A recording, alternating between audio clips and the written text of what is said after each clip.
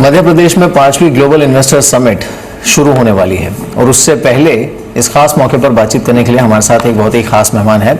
हमारे साथ हैं मुख्यमंत्री श्री शिवराज सिंह चौहान। सर, स्वागत है आपका जी बिजनेस पर। और सबसे पहले तो मैं आपको बधाई देना चाहूँगा कि लगातार 5वीं बार सफलतापूर्वक इस समिट का आयोजन आप करने जा रहे हैं। लेकिन पहली समिट से लेकर 5वीं समिट, एक काफ़ी लंबा सफ़र आपने तय किया है। क्या बदलाव आप देख रहे हैं इन्वेस्टर्स के माइंडसेट में? पहला मध्य प्रदेश एक अननोन सा स्टेट था इन्वेस्टमेंट के मामले में। जब भी हम कहीं बात करते थे तो लोग कहते थे मध्य प्रदेश में क्या हो सकता है। इन्वेस्टमेंट के मामले में बाकी दूसरे राज्य जाने जाते थे कुछ। तो पहली समिट हुई तो केवल 300 लोग आए और हमको लगा कि मध्य प्रदेश के प्रति लोगों में कोई आकर्षण नहीं है इन्वेस्टमेंट के लिए। लेकिन एक माहौल बना कि मध्य प्रदेश भी एक राज्य है जहाँ निवेश किया जा सकता है। दूसरी इन्वेस्टर समिट के पहले हमने अपनी इन्वेस्टर पॉलिसी बहुत बेटर की। इन्वेस्टमेंट के लिए कौन कौन सी सुविधाएं हम दे सकते हैं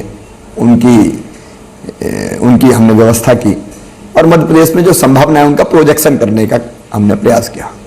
तो पहली समिट से दूसरी समिट और बेहतर हुई। लेकिन तीसरी और चौथी आते आते मध्य प्रदेश इन्वेस्टमेंट के मामले में एक आइडियल स्टेट बन गया, एक जाना माना राज्य बन गया। और इसका उदाहरण ये है कि पिछली बार लगभग 5000 लोगों ने इन्वेस्टर समिट में भाग लिया था। स्थान कम पड़ गया था और हमने एमओयू हम नहीं करते, लेकिन जो लोगों ने अपनी रुचि दिखाई और ये कहा कि हम इतना निवेश करेंगे, वो अपने आप में अभूतपूर्व था। लेकिन इसके पहले भी चौथे समिट में भी दुनिया से लोग आते जरूर थे कुछ, लेकिन वैसा आकर्षण नहीं था मध्य प्रदेश में। इस बार आप ये अंदाज लगाइए कि 5 देश हमारे पार्टनर कंट्री है इन्वेस्टर समिट के लिए। जापान हमारा पार्टनर कंट्री है, दक्षिण कोरिया हमारा पार्टनर कंट्री है, सिंगापुर पार्टनर कंट्री है, यूएई है और यूके है, इंग्लैंड हमारा पार्टनर कंट्री है। और 37 देशों के डेलीगेशंस इसमें आ रहे हैं। तो इससे अपने आप ये प्रकट होता है कि मध्य प्रदेश में संभावनाएं होगी तभी तो इन्वेस्टर आएगा। देश से नहीं, दुनिया से आएगा, नहीं तो इतना समय तो है नहीं कि लोग आए। तो मध्य प्रदेश की इन्वेस्टर फ्रेंडली जो नीतियां हैं उनके कारण, हमने जो एक सिंगल टेबल कॉन्सेप्ट बनाया उसके कारण, सरकार पूरी तरह से कीन है और ईज ऑफ डूइंग बिजनेस जैसे हमने जो प्रयास किए उसके कारण अब तेजी से मध्य प्रदेश में निवेश का वातावरण बना है और लगातार लोग आ रहे हैं। इस बार एक एस्टिमेट आपका क्या है? क्योंकि जो 2014 की समिट थी उसमें भी जैसा आपने कहा काफी अभूतपूर्व इंटेंशन ऑफ इन्वेस्टमेंट देखने को मिला था, ऑलमोस्ट $66 बिलियन का। इस बार क्या ये आंकड़ा $100 बिलियन के पार जा सकता है? हमने पिछली बार भी कोई टारगेट नहीं रखा था। हमने इस बार के इन्वेस्टर समिट को कुछ अलग स्वरूप दिया है। 21 तारीख को हम सीओज कॉन्क्लेव कर रहे हैं, जिसमें अब तक जो मेरी जानकारी लगभग 120 कंपनी के सीओज आएंगे। उनसे हमारी चर्चा होगी, बातचीट होगी, डिस्कशन होगा। और उनमें से अभी भी कई लोग ऐसे जो रुचि प्रदर्शित कर रहे हैं कि हम इसमें काम करना चाहते हैं। तो B2B मीटिंग भी होगी, B2G मीटिंग भी होगी और उनमें से जो चीज फाइनल होती जाएगी वो हम करते जाएंगे। लेकिन कोई टारगेट हमने ऐसा नहीं रखा है कि इतने का होगा। एमओयू तो हम करते ही नहीं, क्योंकि एमओयू तो कागज के टुकड़े पे ऐसा होता है कि कई बार वो उतना सीरियस नहीं हो पाता। ये आपने काफी अहम बात कही कि कई बार ये देखा जाता है इस तरह के समिट में कि एमओयू साइन हो जाते हैं लेकिन उसके बाद उस पर काम आगे नहीं बढ़ पाता। जहां तक मध्य प्रदेश में इन्वेस्टमेंट समिट की बात है, हमने देखा है कि कई जो बड़े बड़े कॉर्पोरेट घराने हैं, वो चाहे वो अंबानीज हो, टाटाज हो, गोदरेज हो, इन सब की तरफ से इन्वेस्टमेंट का कमिटमेंट दिया गया है या फिर इंटेंशन उन्होंने जाहिर किया है। अब इसमें से कितना हकीकत में तब्दील हो पाया है या फिर कितना इन्वेस्टमेंट आना शुरू हो गया है? बड़े बड़े क्लस्टर्स कौन से हैं जहां पर इस समय चल रहा है इन्वेस्टमेंट? देखिए, ये जितने नाम आपने लिए, लगभग हर बड़े घराने का इन्वेस्टमेंट मध्य प्रदेश में हुआ है। अंबानीज की अगर हम बात देखें तो पावर सेक्टर में काफ़ी इन्वेस्टमेंट उन्होंने किया है। सीमेंट के क्षेत्र में भी अंबानी आए हैं। फिर हमारे 4G के क्षेत्र में और गैस वैस के क्षेत्र में मुकेश जी आए हैं, उनका भी इन्वेस्टमेंट हुआ है। बिरलाज का अगर हम देखें तो पहले भी उनका इन्वेस्टमेंट पहले भी आया था सीमेंट के क्षेत्र में, फिर टेक्सटाइल के क्षेत्र में। अभी भी उनकी और संभावनाएं लगातार बनी हुई है। और बाकी भी अगर आप देखेंगे तो जितने बड़े घराने हैं अलग अलग, मैं एक एक नाम नहीं लूंगा, लगभग सब ने इन्वेस्टमेंट मध्य प्रदेश में किया है। किसी ने ऑटोमोबाइल के सेक्टर में किया है, किसी ने टेक्सटाइल के सेक्टर में किया है, किसी ने दवाइयों के निर्माण के सेक्टर में किया है। और तेजी से निवेश आया है। और TCS, इन्फोसिस जैसी IT कंपनीज भी अपनी कैंपस मध्य प्रदेश में बना रही है, उनका काम तेजी से चल रहा है। तो लगभग हर सेक्टर में इन्वेस्टमेंट छोटा भी आया है और बड़ा भी आया है। अब इस बार समिट का थीम क्या होगा, क्योंकि ये समिट एक ऐसे मौके पर होने जा रही है जब अगले ही साल देश एक तरीके से एक नए युग में कदम रखने वाला है जहां तक आर्थिक विकास और गति का प्रश्न है, क्योंकि जीएसटी अगले साल से लागू होने की संभावना है। तो इस बार जो मुख्य थीम होगा जिस पर आप निवेशकों से बातचीत करेंगे या फिर जो इन्वेस्टर्स होंगे उनके साथ आपका जो भी इंटरेक्शन होगा, उसमें खास थीम क्या होगा? आपने बिल्कुल ठीक कहा कि देश में एक बड़ा गुणात्मक परिवर्तन आया है। केंद्र में जब से माननीय प्रधानमंत्री नरेंद्र मोदी जी हैं, तो दुनिया में भारत के प्रति एक देखने का दृष्टिकोण बदला है। और मैंने साफ अंतर महसूस किया जब हम बाकी देशों में गए, तो पहले जब जाते थे उस रिस्पांस में और अब जाते हैं उस रिस्पांस में जमीन और आसमान का अंतर है। और जीएसटी एक मुद्दा था, जब भी जाते थे लोग पूछते थे कि जीएसटी कब आने वाला, जीएसटी कब आने वाला है। और अब वो दिन आ गए जब जीएसटी आने वाला है। और एक देश एक टैक्स, ये इन्वेस्टर्स की डिमांड बहुत पुरानी थी, देसी हो विदेश से आने वाले हों।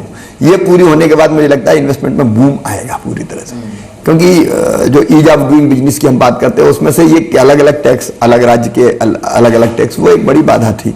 उसके अलावा भी जो ईज ऑफ डूइंग बिजनेस के लिए माननीय प्रधानमंत्री जी ने प्रयास किए हैं, उसका परिणाम भी निकलेगा।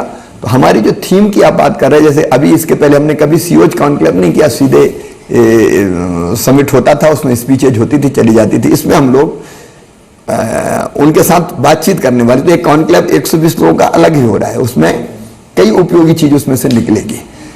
नीतियों के बारे में भी उनसे चर्चा होगी। स्पीच में वो चर्चा नहीं हो पाती, हमने अपनी बात की, उन्होंने अपनी बात की, लेकिन यह डिस्कशन होगा। और डिस्कशन करके अगर हम देखेंगे कि कहीं और किसी चीज की आवश्यकता है इन्वेस्टमेंट के लिए, तो हम उसकी चर्चा भी कर सकते हैं। निवेशक के मन में अगर कोई संदेह हो, उसका समाधान भी हो सकता है। दूसरा इसके विशेषता ये है कि हमने V2B मीटिंग का अरेंजमेंट हम कर रहे हैं। एक प्लेटफॉर्म ये ऐसा बनेगा जहां अलग अलग बिजनेस ग्रुप आपस में बातचीत करके भी टाई अप कर सकेंगे। विदेशी निवेशक आएंगे तो उनको देसी पार्टनर चाहिए, तो एक प्लेटफॉर्म होगा, वो अपना पार्टनर ढूंढ पाएंगे, अपना साथी ढूंढ पाएंगे। और जो ये चर्चा होगी B2B और B2G, उसमें से कई चीजें निकलेगी।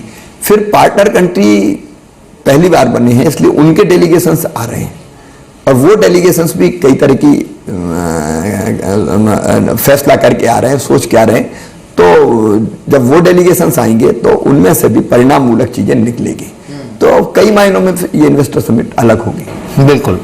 अब देखिए, इसमें ये जो आपने बात कही कि आप खुद भी जब विदेश में किसी निवेशक से बातचीत करते हैं, इन्वेस्टर से, तो पहले के मुकाबले जो रवैया है उसमें काफी फर्क देखने को मिलता है। लेकिन यहाँ पर अब इससे पहले कि हम समिट पर और बात करें, मैं आपका एक व्यू जानना चाहूंगा कि परिस्थिति इस समय ऐसी है कि प्रधानमंत्री मोदी और उनकी एक्सेप्टेबिलिटी बाहर दुनिया भर के देशों में पहले के मुकाबले या किसी भी प्रधानमंत्री के मुकाबले कहीं ज्यादा है, इन्वेस्टर्स के मन में भी कहीं ज्यादा है। जो चुनौती है वो उन्हें डोमेस्टिक फ्रंट पर ही झेलनी पड़ती है, कभी विपक्ष कुछ बोल देता है, कभी कोई पक्ष कुछ बोल देता है। यहाँ तक कि सर्जिकल स्ट्राइक जैसे मुद्दे पर भी हमने देखा कि सारे पक्ष एक प्लेटफॉर्म पर या एक दिशा में नहीं थे। इसे आप कैसे देखते हैं? देखिए, हम सबको कुछ मुद्दों पर एक मत होना चाहिए। राजनीतिक विचारधाराएं अलग हो सकती है, प्राथमिकताएं अलग हो सकती है, दल को आगे लाने की ललक हो सकती है, उसके लिए कई मुद्दे हैं जिस पर चर्चा हो सकती है। लेकिन राष्ट्रहित के मुद्दे जहां तक आते हैं सामने, तो उस पर पूरे देश को एक मत, एकजुट खड़े दिखाई देना चाहिए। और सर्जिकल स्ट्राइक के बाद पहले दिन ये लगा भी था कि पूरा देश साथ खड़ा हुआ है, सबने प्रशंसा की थी, सब साथ थे। बाद में किंतु परंतु की बात आई। मुझे लगता है ऐसे मुद्दों पर किंतु परंतु नहीं होना चाहिए, ऐसे मुद्दों पर देश एक होना चाहिए जहां देश की सुरक्षा का सवाल है। यही जो गुटबाजी है, इसके चलते अलग अलग राज्य जो हैं, खासकर जो राज्य बीजेपी शासित नहीं है या फिर जहां पर भारतीय जनता पार्टी की सरकारें नहीं है, क्या वो कहीं पिछड़ रहे हैं जो विकास की रफ्तार है? मैं प्रधानमंत्री श्रीमान नरेंद्र मोदी जी को बधाई देना चाहूंगा, धन्यवाद देना चाहूंगा। उनका दृष्टिकोण सबको साथ में लेकर चलने का है, और इसलिए प्लानिंग कमीशन, उनका दृष्टिकोण तो होगा, लेकिन उन राज्यों का जो रवैया है, नहीं, उनका प्लानिंग कमीशन के बजाय जो उन्होंने, आपको पता है, नई व्यवस्था नीति आयोग की खड़ी की, उसका मतलब यही था कि सारे चीफ मिनिस्टर उसमें सदस्य होंगे और डिस्कस करके हम लोग तय करेंगे। तो प्रधानमंत्री जी और भारत सरकार आज भी हर राज्य को, अब कल वेंकैया नायडू जी यहाँ थे, यहाँ सब सीधे केरल का, केरल में हमारी सरकार नहीं है, तो केरल में अर्बन डेवलपमेंट की उन्होंने चिंता की। तो हमारा दृष्टिकोण बहुत सकारात्मक है, और राज्य भी कहे कुछ, लेकिन अलग अलग राज्यों में ललक तो है कि हमारे क्षेत्र में विकास हो, इसलिए वो भी सहयोग करते हैं। तो कई बार दिखने में एक चीज अलग दिखाई देती है, लेकिन जब राज्य के हित का मामला आता है तो दूसरी पार्टी की सरकारें भी जहां हैं वो भी कोशिश करती है केंद्र सरकार से अधिकतम मदद लें, और ये होना चाहिए। अगर कहीं थोड़ी बहुत कमी भी है तो उसको दूर करना चाहिए, क्योंकि देश तभी बढ़ेगा जब अलग अलग राज्य प्रगति करेंगे। प्रधानमंत्री जी इस मंत्र को जानते भी और मानते भी है कि राज्य परफॉर्म करेंगे तभी तो देश आगे बढ़ेगा। बिल्कुल, तो वो भरपूर सहयोग कर रहे हैं और राज्य भी लाभ उठा रहे हैं, ऐसा नहीं कि नहीं उठा रहे हैं। बिल्कुल। इनफैक्ट इसमें मध्य प्रदेश अपने आप में काफी अच्छा एग्जाम्पल है, क्योंकि ये उन राज्यों में से एक है जो कि डबल डिजिट जीडीपी ग्रोथ लगातार डिलीवर कर रहा है। इसे बरकरार रखने के लिए, क्योंकि जैसे जैसे जीडीपी बढ़ता है राज्य का हो या फिर देश का, जैसे उसकी साइज बढ़ती है, उसे मेंटेन करना या उस रफ्तार को बरकरार रखना उतना ही चुनौतीपूर्ण होता है। उस दिशा में आपकी योजना क्या है? कौन से सेक्टर्स हैं जिसकी बदौलत आप इसे डबल डिजिट ग्रोथ में बरकरार रखेंगे? ये बात सही है कि एक बार बेस अगर बढ़ता जाता है तो लगातार उस रफ्तार को बरकरार रखना काफी कठिन काम है, लेकिन हमने जो रोड मैप बनाया है, नंबर 1 हमने एग्रीकल्चर का हमारी ग्रोथ में बड़ा हिस्सा रहा है। आप जानते हैं 20+ की ग्रोथ रेट लगातार 4 साल से हम अचीव कर रहे हैं, 5वें साल भी हमारा इरादा यही है। तो उसमें एक तो सिंचाई का रकबा हम लगातार बढ़ाते जा रहे हैं, 3-4 लाख हेक्टेयर जमीन हर साल नई हमारी इरिगेशन के अंडर आ जाती है, तो उसके कारण उत्पादन उतनी फिर बढ़ता है तेजी से, क्योंकि आपने जैसी सिंचाई की व्यवस्था कर दी तो तिगुना उत्पादन हो जाता है। फिर हमने सीड रिप्लेसमेंट की दर बढ़ा के 30% कर दी, फिर poly house technology, green house technology, उसका हम इस्तेमाल कर रहे हैं, हार्टिकल्चर की तरफ जा रहे हैं, फूड प्रोसेसिंग की तरफ जा रहे हैं। तो एक तो हम एग्रीकल्चर, उसमें प्रयास हमारे लगातार जारी रखेंगे, संभावनाएं अभी भी है। दूसरा जो हमारा सेक्टर है वो है इंडस्ट्री, और इंडस्ट्री की जब मैं बात करता हूं तो लघु और कुटीर को भी मैं नहीं छोड़ता। अभी ग्लोबल इन्वेस्टर समिट के पहले हमने छोटे उद्योगों की का कानक्लेव यहाँ किया था 2 दिन का, और उसमें हमारी कोशिश ये है, क्योंकि बड़ी इंडस्ट्री तो कुछ जगह आती, चिन्हित जगह आती, कनेक्टिविटी और दूसरी सारे चीजें देखती, लेकिन हमने ये तय किया कि मध्य प्रदेश की हर पंचायत में कोई न कोई लघु उद्योग हम जरूर वो भाई के बच्चे खोलें, उनको हम मदद कर रहे हैं, उनको हम टेक्नोलॉजी देने में, उनको हम मार्केटिंग में, ब्रांडिंग में, फंडिंग में, क्योंकि हमने एक मुख्यमंत्री युवा उद्यमी योजना बनाई जिसमें तय किया कि 1 करोड़ रुपए तक के लोन की गारंटी सरकार लेगी। अगर बच्चे में टैलेंट है, इनोवेटिव आइडिया अगर उसके पास है, तो वेंचर कैपिटल फंड हमने बनाया है जिसमें सरकार उसकी कंपनी में शेयर डालेगी ताकि उसकी कंपनी खड़ी हो जाए। कंपनी खड़ी हो जाएगी तो फिर भले हम अपना पैसा निकाल लें। तो छोटे उद्योगों का भी, लघु और कुटीर उद्योगों का हम जाल बिछाना चाहते हैं, वो एक हमारा सेक्टर है। दूसरे जिन पे हमने ध्यान दिया है, जैसे टेक्सटाइल सेक्टर हमारा अब 72,000 लोगों को रोजगार दे रहा है आज, अब उसमें हम और लगातार आगे बढ़ रहे हैं। आईटी सेक्टर जिसमें काफी संभावना होती है निवेश की, जैसे मैंने कहा कि हमारे आईटी के सेक्टर में अगर आप देखेंगे तो तेजी से कंपनियां आ रही, टीसीएस, इन्फोसिस का मैंने जिक्र किया, लेकिन छोटी छोटी, अभी मैं अमेरिका गया था तो कई अमेरिका की जो आईटी कंपनीज है छोटी छोटी, उनने निवेश का प्रस्ताव दिया और वो आप सीरियस हैं, आ रहे हैं। 10,000 लोगों को लगभग उससे रोजगार मिलेगा। डिफेंस एक ऐसा सेक्टर है जिसमें काफी संभावना निवेश की, क्योंकि 49% एफडीआई ऐसी भारत सरकार ने अलाउ की, हमने अपनी डिफेंस में निवेश की पॉलिसी बना दी, तो उसमें तेजी से निवेश आ रहा है। फूड प्रोसेसिंग एक सेक्टर और है जिसमें काफी संभावनाएं हैं। सर्विस सेक्टर में हम काफी काम कर रहे हैं। फिर टूरिज्म एक ऐसा सेक्टर है जिसमें कम निवेश में भी ज्यादा आमदनी बढ़ती, आय बढ़ती, लोगों को रोजगार भी मिलता है। तो मध्य प्रदेश को टूरिज्म की दृष्टि से इतनी संभावनाएं मध्य प्रदेश में, उसका हम दोहन करने की कोशिश कर रहे हैं। हमने जो हमारी वाटर बॉडीज थी उनमें आइलैंड उभरे हुए थे, उनको हमने टूरिज्म का सेंटर बना दिया है। तो ये सारे सेक्टर्स हैं जिनमें हम तेजी से काम कर रहे हैं और इन सबका सम्मिलित परिणाम ये होगा कि हम डबल डिजिट की ग्रोथ रेट बरकरार रख पाएंगे। आपका टारगेट क्या होगा? आप कितना एफडीआई और अट्रैक्ट करना चाहेंगे? 2012 से 2014 के बीच में हमारे पास लगभग 2 लाख करोड़ के आसपास का निवेश आया जमीन पर, तो लगातार आ रहा है। हम लोग सीरियस कौन है और कैसे हम आगे बढ़े, हम उस पर प्रयास करते हैं, लेकिन मुझे पूरा विश्वास है कि बहुत अच्छा आएगा।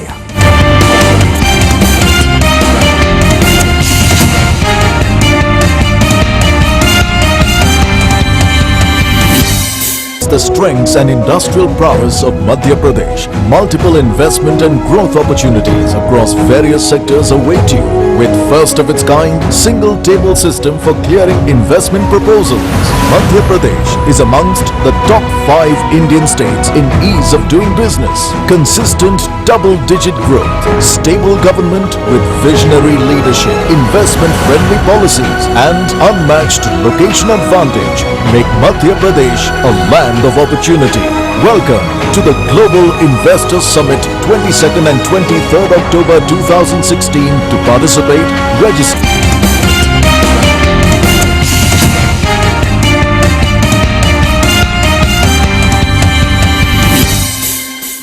यहाँ से लेकर जो अगली इन्वेस्टमेंट समिट होगी, ग्लोबल इन्वेस्टमेंट समिट, तब तक में आपका टारगेट क्या होगा? आप कितना एफडीआई और अट्रैक्ट करना चाहेंगे? देखिए, हम सब अलग अलग सेक्टर में जहाँ से इन्वेस्टमेंट आ सकता है सबके संपर्क में अधिकतम हम प्रयास कर रहे हैं। हम टारगेट की बात इसलिए नहीं करते कि कई बार वो अवास्तविक होता है, लेकिन जो हम गंभीर प्रयास कर रहे हैं, जैसे मैंने कहा कि रिपोर्ट कार्ड पेश करेंगे, तो हम 2014 से 2016 तक कितना आया वो हम सबके सामने रखेंगे। 2012 से 2014 के बीच में हमारे पास लगभग 2 लाख करोड़ के आसपास का निवेश आया जमीन पर, तो लगातार आ रहा है। ये बात अलग है कि एमओयू हो जाते हैं 4 लाख के आया 2 लाख, लेकिन इन परिस्थितियों में 2 लाख का आ जाना ये अपने आप में एक बड़ी बात है पिछले 2 सालों में जो है। इसलिए हमने एमओयू करना बंद कर दिया। हम लोग सीरियस कौन है और कैसे हम आगे बढ़े, हम उस पर प्रयास करते हैं, लेकिन मुझे पूरा विश्वास है कि बहुत अच्छा आएगा। बिल्कुल। आपने जो टूरिज्म की बात की, टूरिज्म इंडस्ट्री और इनफैक्ट एमपी टूरिज्म का जो प्रमोशन है वो तो काफ़ी मशहूर है ये ब्रांडिंग के लिहाज से भी, लेकिन एक होता है जो एग्जिस्टिंग टूरिज्म स्पॉट्स हैं उन्हें बेहतर बनाना, उन्हें अपलिफ्ट करना, और दूसरा होता है कि उसमें नई नई जगहों को उसमें शामिल करना या फिर उसका विस्तार करना।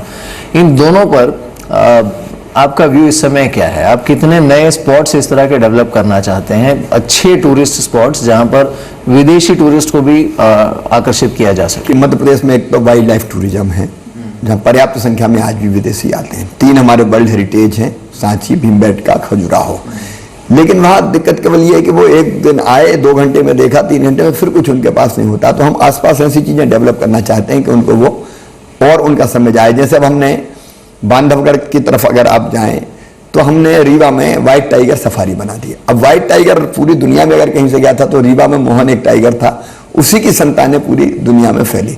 हमने फिर वहां व्हाइट टाइगर सफारी बनाया है जिससे आके लोग व्हाइट टाइगर देखेंगे दुनिया भर से आके।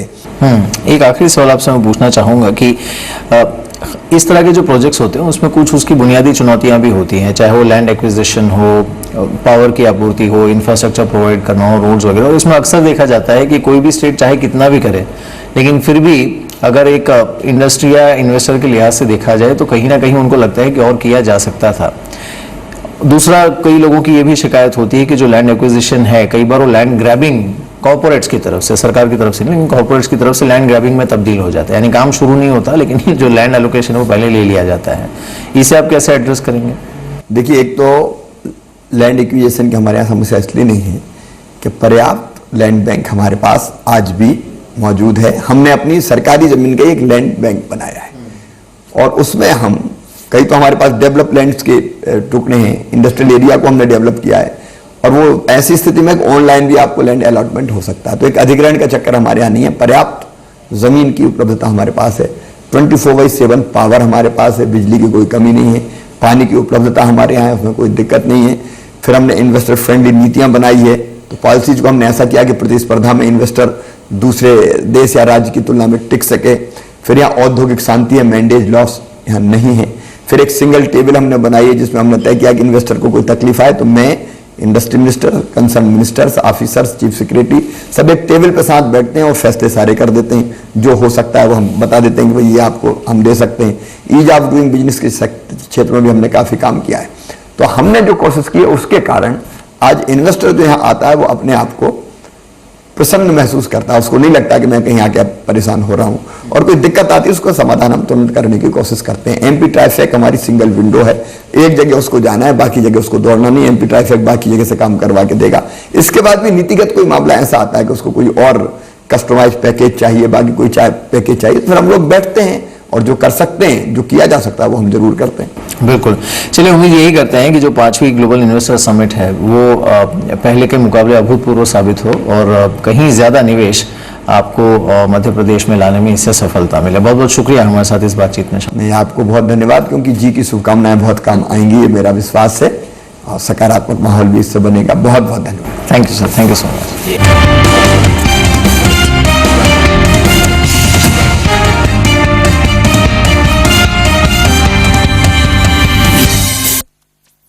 जीएसटी की बात जीएसटी भारती के साथ। नमस्कार, मैं हूँ जीएसटी भारती और आज